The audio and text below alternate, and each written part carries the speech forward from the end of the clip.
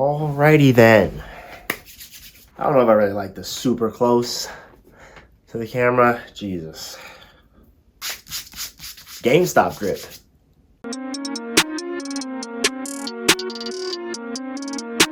You're watching Anime Sundays.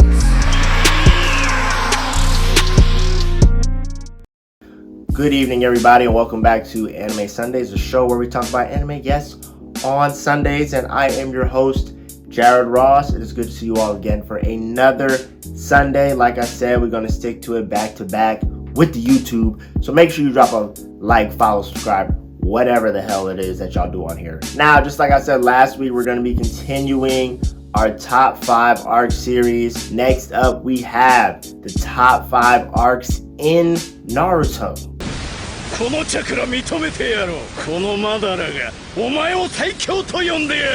Yes, sir. 2 weeks ago, you seen my top 5 arcs in One Piece. Of course, there's way more arcs in One Piece than Naruto. So for me, I just stuck with the arcs in old Naruto and Naruto Shippuden. So let's get right into it. At number 5, I have the Itachi Pursuit mission. If you don't know, a lot of the arcs in Naruto kind of mesh at the end, so it's kind of sometimes hard to tell when the new arc begins and the old arc ended. But the Itachi Pursuit arc is specifically the arc about when Naruto and Sasuke went to go look for Itachi. Of course, Sasuke went to look for Itachi for his own reasons, to avenge his clan. We've seen all the stops he went through, killing Orochimaru, forming Hebi. His pre-Taka group gets his day ones in there. Jugo, Karen, Sugetsu, they all got their own unique goals. We got him breaking out Jugo, good fights there. We got Sugetsu wanting to fight Kasame for Samada, good fights there. Karen showing her abilities. And I like this arc a lot because it starts to really get into Sasuke's character. We start to really see the different powers Sasuke's gonna need to even get to Itachi, because we start to see like how really hard the Akatsuki members are as they start coming into play. And then of course, we have Sasuke versus Itachi, a very heartfelt moment, a very great battle, arguably top 5 battles in the show. We get to see how much Sasuke's advanced. We get to see how truly powerful Itachi is. We finally learn the truth about Itachi. And then on the other hand, you also have Naruto and Konoha looking for Itachi because they know Sasuke is looking for Itachi. So you got Naruto meeting up with Itachi. He's telling them that I'm actually a better brother than you. Naruto's also kicking up himself, getting his jutsus better. And everybody's kind of working together to put an end to this threat, which is Itachi. I think the Itachi Pursuit arc is kind of like a little underrated arc because there's only like a really few good moments, but I think as a whole there's a lot of great aspects there, and it kind of is the beginning of the type of character we really see Sasuke turn out to be. So that's number 5, the Itachi Pursuit mission. Again, there's not so many arcs in Naruto, but I think that one is top 5 material. Next up, we have the Sasuke retrieval arc.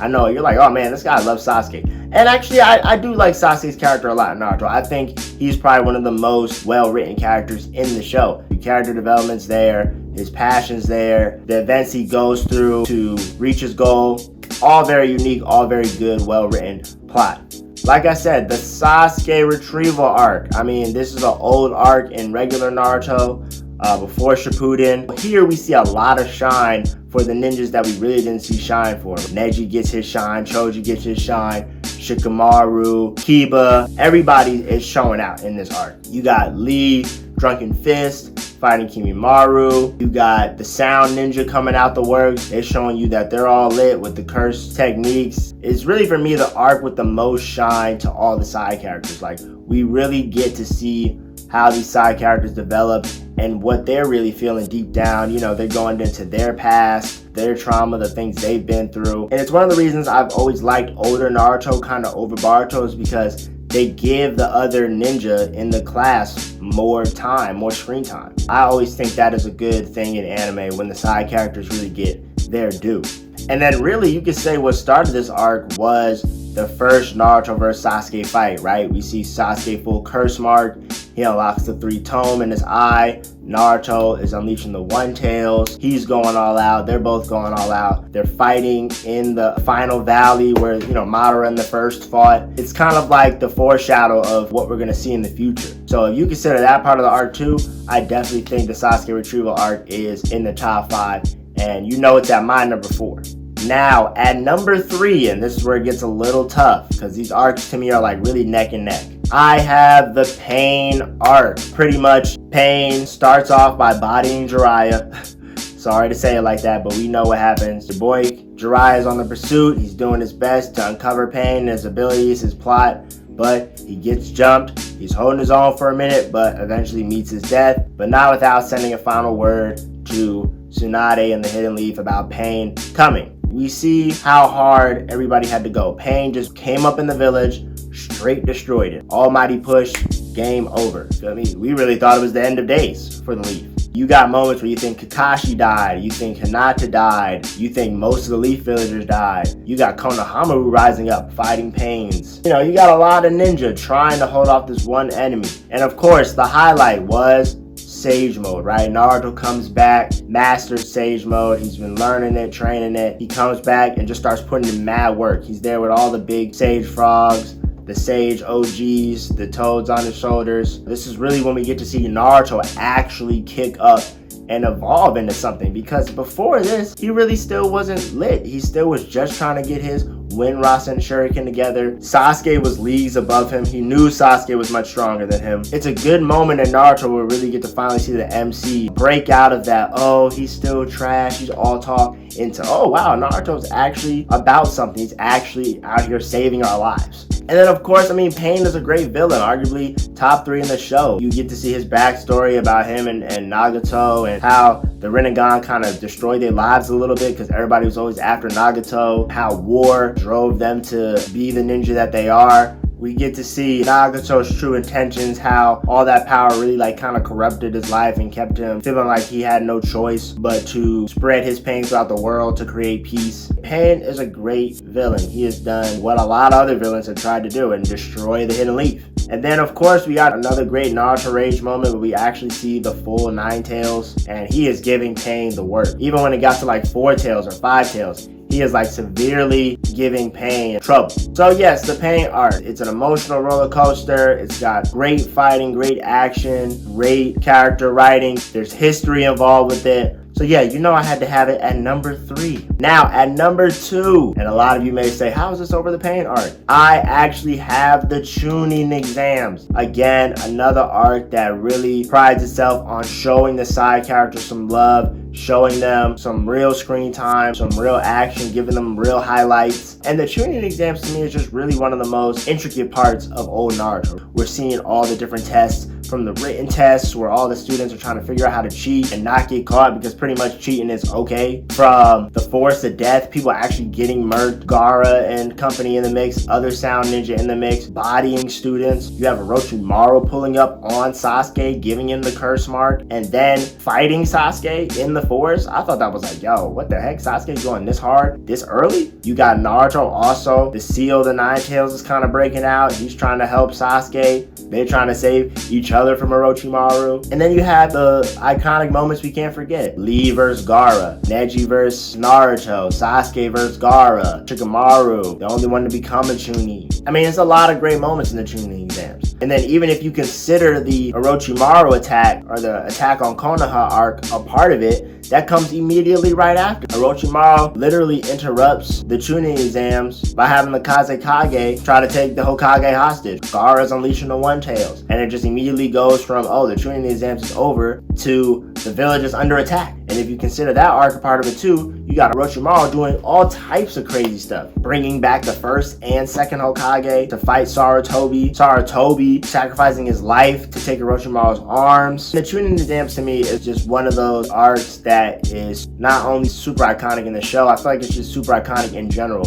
It helped pave the way for a lot of other tournament arcs, how they wanted to do their styles. And it was also, you know, again, kind of early in Naruto. Another arc in Naruto early where it's just like hitting. So for me, yes, the Chunin exams is definitely at number 2. I'm sorry, y'all. It's just too many great moments in the exams overall to where I couldn't put it in the top 3. And of course, very similar to One Piece, my number 1 arc is the War arc. This to me is the greatest arc in Naruto. I see a lot of times people hate on this arc. They over criticize it. They're like, there's so many things wrong with it. I think compared to the other arcs, arcs, it's still the best one. If you were to start from where Sasuke invades the 5 Kage summit with Obito and declares war on the 5 great nations, fighting the right Kage, taking off his arm. It goes from that to the Shinobi creating an alliance, the first ever in history, Gaara as the leader. Going from that to discovering how the White Zetsu are posing as other ninja in the village trying to sabotage Leaf and the alliance, to even the first main attacks when Madara first shows up on the field. Everybody's shocked because they thought Obito was Madara,